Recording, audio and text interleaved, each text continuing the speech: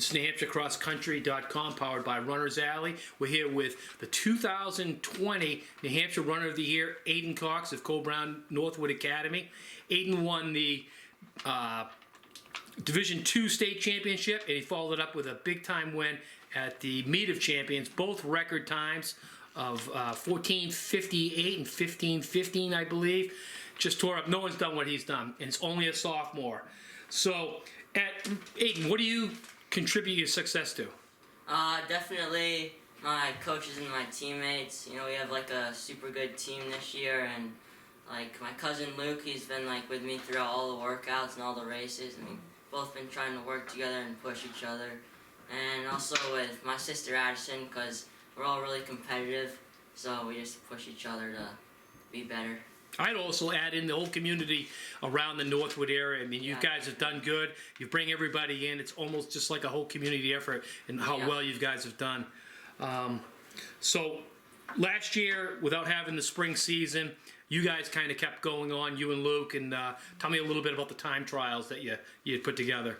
Well, each time we did like a bunch of time trials, and like we just tried to go after some PRs, and we ran like a 9:20 2-mile, and then like low 4:20s for the mile. So we were just trying to we were just working together and just pushing each other throughout the spring.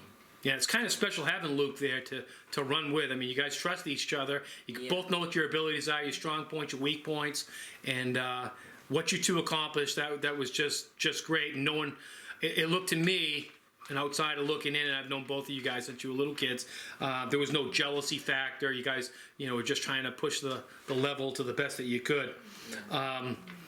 Some of the kids you looked up to from Coe-Brown in the past that have been successful, how do they play a part in what you've done?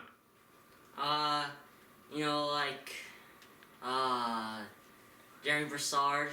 He was like one of the best runners to ever run for Coe-Brown. Just how he always tried to go for the win and stuff, and that's what our team tried to do, and that's what I always try to do. And Luke and I would just we don't really care who wins.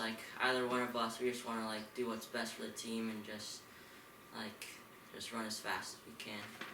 That's good. So let's go through the division race first.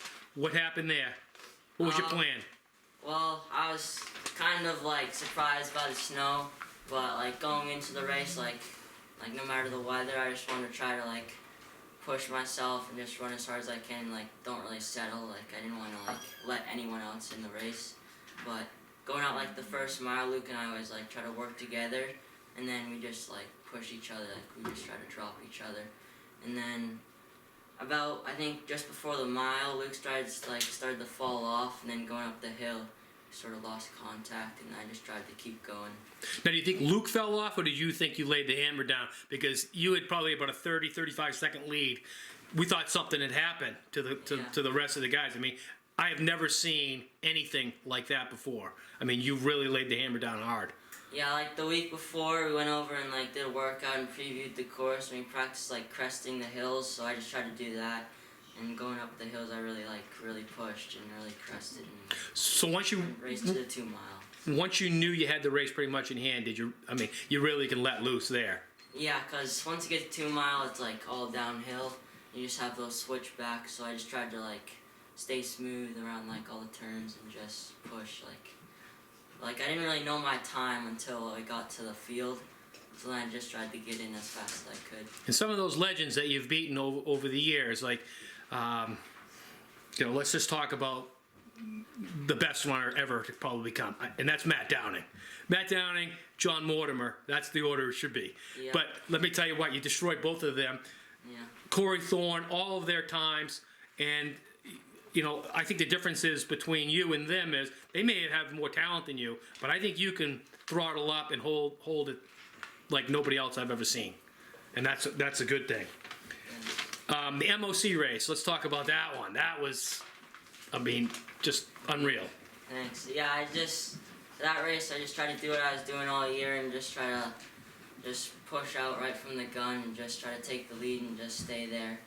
And I knew Luke was gonna try to be with me for the first mile, and then people were gonna try to hang on.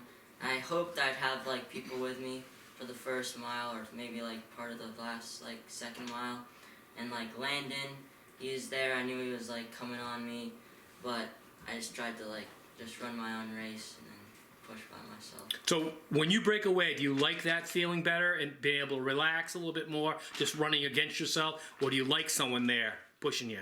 I like someone there, but you know I try to not focus on like everyone else. Try to just run my own race. And just... Now you didn't go undefeated this year. You lost one race to your teammate, and then you lost another race to Eben Bragg. What did you learn from those races? I just learned I need to like get away from them quicker because they're like older and they have better kicks than me, and I just knew that if I got away from them, that'd be like that's the only way I could beat them. So that's one of the things I do admire about you also is that if you have a loss, yeah, you get a little down on yourself. I know at New England's last year you weren't too happy, but I know one of the things that you do is you recover from it, you think it all through, and then you come up and you make up for those mistakes or whatever you made through. And to me, that's definitely a mark of a true champion. So let's just talk about what happened last week on the track. Now, this is kind of a special moment. Tell us what happened with the 5,000 meter. Yeah, well, it was like my second 5K on the track ever. I did one last year during the spring, and I ran like 15:12, but I had like a lot of confidence coming off of Meet of Champions breaking 15, so I knew I could run pretty fast. And like going into it, we had Varun Oberoi from Phillips Exeter, and we knew we had a pretty good pacer, so I was just hoping to just hang on to them and like try to run like 14:30s, 14:40s, and just like try to rip the last mile, because I didn't think I'd have as much as I did left, but I was just surprised like how good I was feeling on the pace. So do you think you're going to carry that out to a 10K? I mean, do you think it could be 30 minutes? Maybe. Yeah. Well, it's hard. It's hard to talk about yourself too. And you're not the type of kid that does talk about himself. So how disappointed were you not having a New England's this year? Yeah, I was pretty disappointed, but we have pretty good competition here in New Hampshire, but I just wish we could have raced some of those other guys from like in New England. Like it's super competitive. So. Yeah. Now speaking of those other guys, there's two kids from Connecticut that have put up some pretty good times too. One is the former New England champion, and the other guy is run a 14:24, 14:25 5K. You got a Gavin Sherry from Conard, and you got Aidan Puffer, both he's from Manchester, Connecticut. You got any message to those guys? Oh yeah, happy Thanksgiving. Okay. All right, so let's wrap this up. Great job. Thank you. All right.